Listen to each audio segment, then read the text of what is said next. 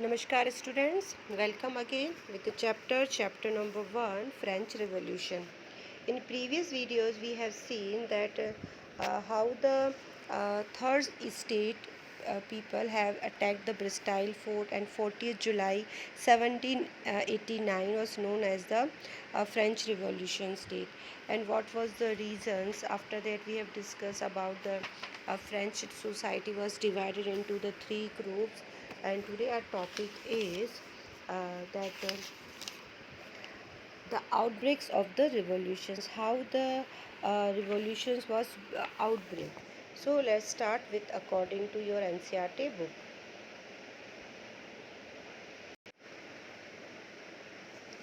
So I'm starting this book. Let's revise the all topics which we have discussed earlier.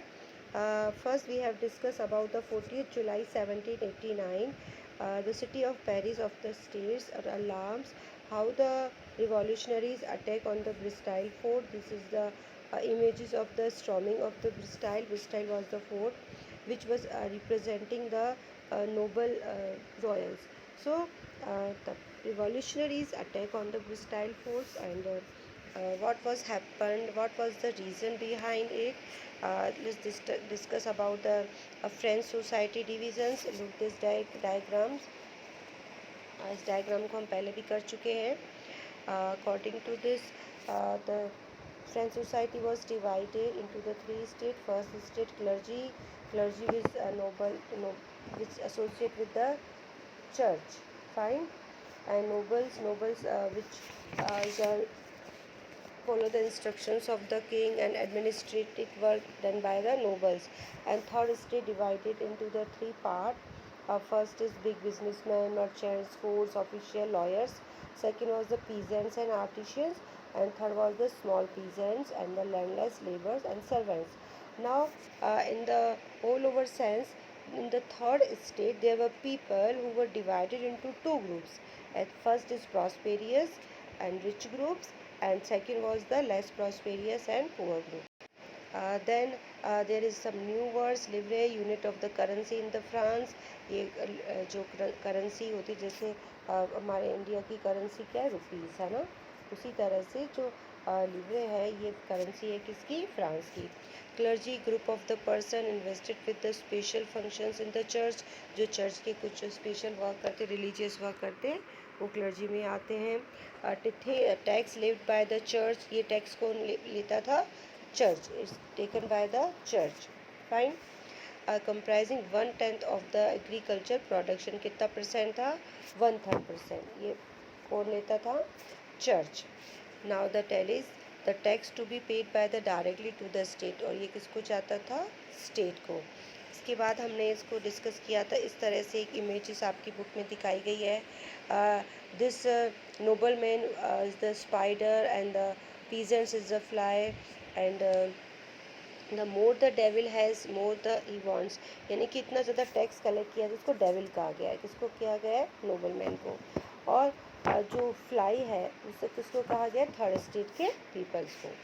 So these images show the how the third state was dominated by the first state and second state. Next we have discussed about the struggle of survive, in which we have discussed the population of France rose up 23 million in the 1715 to 28 million in 1789. This lead to the rapid increase of the demand of food grains. Population बहुत ज़्यादा बढ़ गई थी, जिससे जो food grains की demand है वो बहुत ज़्यादा बढ़ गई. But production of grains could not keep pace with the demands. लेकिन जो प्रोडक्शन है, पॉपुलेशन तो बढ़ गई, इंक्रीज़ हुई, बट प्रोडक्शन इंक्रीज़ नहीं हुआ, जिससे क्या होगी, शॉर्टेज ऑफ फूड ग्रेन.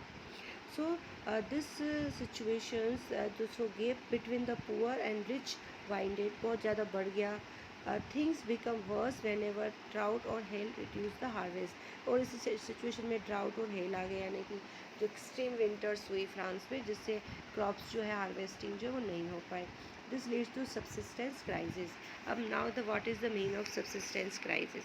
यहाँ पे आपका मतलब भी दे रखा है, देखिए. Subsistence crisis, extreme situation where the basic means of livelihood are endangered. Number is one whose name is remain unknown. अब यहाँ पे एक दूसरा वर्ड है, यहाँ पे एनोनिमियस. एनोनिम्स जिसको हम नहीं जानते हैं या फिर जो हमेशा कैसे जाना जाता है, अननोन नाम से। सो अब after the subsistence crisis we have discuss this diagram, इस डायग्राम को हमने डिस्कस किया है। ये आपका जो डायग्राम है इसको एक बार फिर से मैं एक्सप्लेन कर रही हूँ। बैड हार्वेस्टिंग से क्या हुआ, स्कैरसिटी ऑफ फूड ग्रेन्स, है ना। फूड ग्रेन्स की क्या हो गई, स्कैरसिटी। तो क्या आ गया इसमें, scarcity of the food grain. Then second, इसके बाद क्या हो गया, स्कैरसिटी हो गई यानी कमी हो गई फूड ग्रेन्स की। What was the result, result was the rising food prices. क्या बढ़ गई, फूड की प्राइजेस बढ़ गई। सेकंड में क्या आ गया, फूड प्राइजेस राइजेस। इसके बाद the poorest can longer to buy the bread. अब जो पुअर है उनके पास तो इतना मनी भी नहीं था कि वो क्या कर सकें, फूड खरीद सकें। इसके बाद क्या हो गए, फूड रॉयट्स। फूड रॉयट्स क्या होते हैं, रॉयट्स होते हैं दंगे, ठीक है। फूड रॉयट्स होने लगे यानी कि लोग जो है जिनके पास ब्रेड नहीं था या जिनके पास बहुत ज़्यादा फूड शॉर्टेज था, वो क्या करने लगे, दूसरों से छीनने लगे या शॉप्स को लूटेड करने लगे, वो सारी चीज़ें। देन दो चीज़ें हुई, एक तो फूड रॉयट्स है, वीकर बॉडीज़, है ना। वीकर बॉडी यानी कि जब आपको न्यूट्रिशनल नहीं मिलते हैं तो बॉडी बहुत वीक हो जाती है। तो वीकर बॉडीज़ हो गई बहुत ज़्यादा, और वीकर बॉडीज़ में स्पेशली कौन थे, थर्ड स्टेट के पीपल। लास्ट में क्या हो गया, डिजीज़ एपेडमिक हुई, यहाँ पर दे रखा है डिजीज़ एपेडमिक, और एपेडमिक डिजीज़ हुई तो नंबर ऑफ डेथ यानी कि डेथ जो है बढ़ने लगी, बहुत ज़्यादा मौतें होने लगी। कहाँ पर, फ्रांस में। So this situation of the subsistence crisis and last topic which we have discuss, a growing middle class. जो मिडिल क्लास थी, एंड व्हाट मिडिल क्लास में कौन कौन से लोग थे जिसको हमने कल डिस्कस भी किया था। इन मिडिल क्लास प्रॉस्पेरियस लोग थे, ना, प्रॉस्पेरियस, जो बहुत एजुकेटेड थे, जिनके आइडियाज़ बहुत ज़्यादा न्यू थे। इसके साथ ही साथ वो जो है ओवरसीज ट्रेड किया करते थे, मैन्युफैक्चर किया करते थे गुड्स को, सिल्क टेक्सटाइल्स को, और जो रिचर मेंबर्स जो थे सोसाइटी के, वो उनसे सारी चीज़ें क्या करते थे, ख़रीदा करते थे। तो मतलब ये कहें कि जो ये प्रॉस्पेरियस ग्रुप था थर्ड स्टेट का, middle class, it was very prosperous. Next is, यहाँ पर कुछ फ़िलोसोफर्स की बात की थी हमने। ये फ़िलोसोफर्स हैं यहाँ पर, देखिए फ़िलोसोफर्स कौन कौन से। जॉन लॉक है जिन्होंने बुक लिखी थी two treatises of the government. उसके बाद जॉन रूसो है, इन्होंने एक बुक लिखी थी जिसका नाम है इसका नाम यहाँ पर दे रखा है सोशल कॉन्ट्रैक्ट, है ना। एक बुक थी इनकी सोशल कॉन्ट्रैक्ट, यहाँ पर नहीं है, ठीक है। और एक जो लास्ट फिलोसोफर जिनका नाम यहाँ पे मेंशन है, इट इज़ द मॉन्टेस्क्यू। क्या नाम है इनका, मॉन्टेस्क्यू। इन्होंने एक बुक लिखी थी spirit of law. So these all philosophers are promoting the ideas of democracy, है ना। जो भी जिनके आइडियाज़ थे, इनके जो आइडियाज़ थे, जो उनकी फ़िलोसॉफी थी, it was related to the democracy. So if we say the France is given to the ideas of democracy, ideas of the more participate of the people in the government, so it is very true, the all ideas is given by the French. Fine. So today's topic जो है हमारा outbreaks of the revolution है, हम इसको अच्छे से करेंगे, सभी का ध्यान बुक में होना चाहिए, ठीक है। सो Lewis 16 had increased the taxes for reasons you have learned in the previous section। हमने देखा लुईस 16 ने क्यों अपने जो है टैक्सेस इंक्रीज़ करने की बात की। जो एक्सपेंडिचर्स था पैलेसेस का, आर्मी का, एडमिनिस्ट्रेशन का, उसको पूरा करने के लिए, जो डेप्ट था बहुत ज़्यादा फ्रांस के ऊपर कर्जा था, उसके लिए उसने क्या किया था, इंक्रीज़ किए थे tax. How do you think it could give about doing this? The friends of the old regime of monarchy did not have the powers to impose the taxes according his will। अब यहाँ पर देखिए दो चीज़ें आई है। पहली बात तो जो फ्रांस की जो ओल्ड रिजिम होते शासन, रिजिम्स को क्या बोलते हैं, शासन, है ना। जो उसमें मोनार्ची के पास ये पावर नहीं था कि वो अकेला अलोन किसी भी टैक्स को क्या कर सके, इंक्रीज़ कर सके। He had to call a meeting of state general. उसके लिए क्या प्रोसेस था? He had to meeting the state general. State general की वो क्या बुलाएगा? मीटिंग बुलाएगा। Which would then pass the proposal for new taxes, जो क्या करेगा? उस टैक्सेस के प्रपोजल को अब पास करेगा, यानी कि उस टैक्स को बढ़ाना है या नहीं बढ़ाना है ये डिसाइड करेगा। The state general was a political body which the three states send their representative. अब जो थ्री जनरल्स थे, है ना, थ्री स्टेट्स जो हमने पढ़ चुके हैं, first state, second state and third state. जो state general was political body थी, जहाँ पे थ्री स्टेट, जो स्टेट है, हर स्टेट जैसे नोबल है, क्लर्जी है, और थर्ड स्टेट वो अपने अपने क्या भेजते हैं? Representative. However, the monarchy alone could decide when to call a meeting of his body.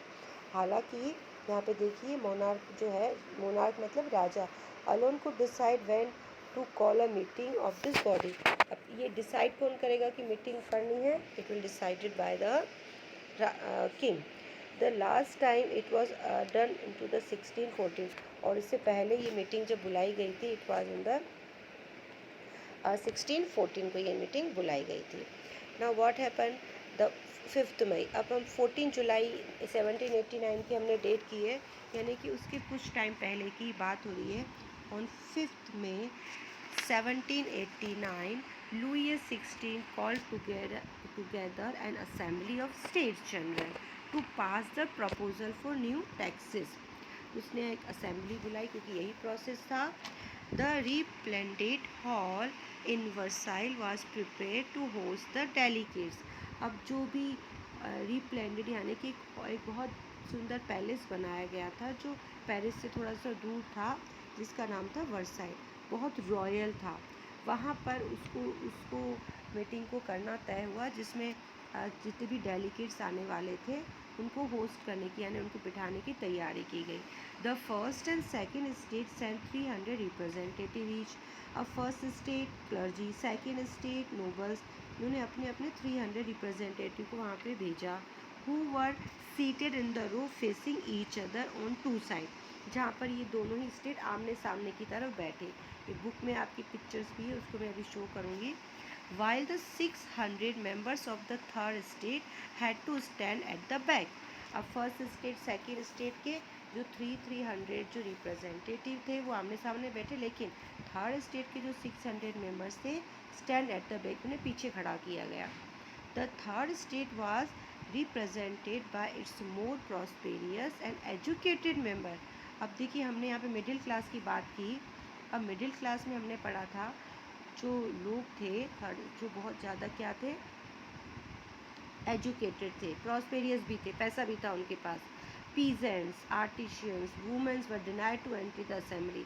अब इनमें से प्रॉस्पेरियस यानी मिडिल ग्रुप तो रिप्रेजेंटेशन कर रहा था, लेकिन they stand at the back. और जो दूसरे ग्रुप से peasants, artisans, womens were deny entry to the assembly, और उन्हें तो एंट्री ही नहीं दी गई असेंबली में। किस किस को? पीजेंट्स को, आर्टिशियन, वुमेन्स, या यूँ कहे जो लेस प्रॉस्पेरियस ग्रुप था थर्ड स्टेट का, they were not enter in the meeting. However, third grievance and demands were listed in the some 40,000 letters which the representative had brought with them. अब जितने भी ग्रेविनेंस आए थे वो अपनी अपनी डिमांड्स लेके आए थे। कितने लेटर्स थे? 40,000 लेटर्स थे।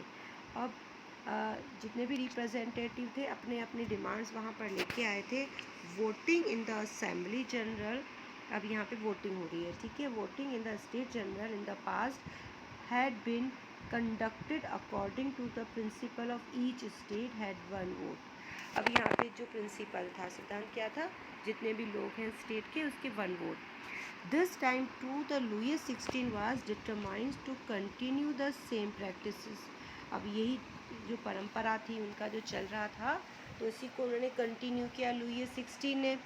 But the member of the third state demanded that voting now be conducted by the assembly as a whole. अब यहाँ पे जो थर्ड स्टेट है उन्होंने क्या डिमांड की कि जो वोटिंग होनी चाहिए वो होल यानी तीनों स्टेट को मिला के होनी चाहिए। Where each member would have one vote, जहाँ पे सबको एक वोट हो। This one of the democratic principle put forward by the philosopher of Rousseau. ये जो फिलॉसफी हमने पहले भी आपसे डिस्कस किया, सोशल कॉन्ट्रैक्ट यानी सोशल कॉन्ट्रैक्ट यानी जो भी रूलर्स है उस वो रूल करता है तो सोशल कॉन्ट्रैक्ट बेस पे करता है। लोग उसे इलेक्ट करते हैं क्यों? ताकि वो उनके लिए वर्क करे। तो ये किस बेस पर होना चाहिए? Social contract. When the king rejected the proposal, लेकिन उनके इस प्रपोजल को क्या कर दिया? किंग ने रिजेक्ट कर दिया।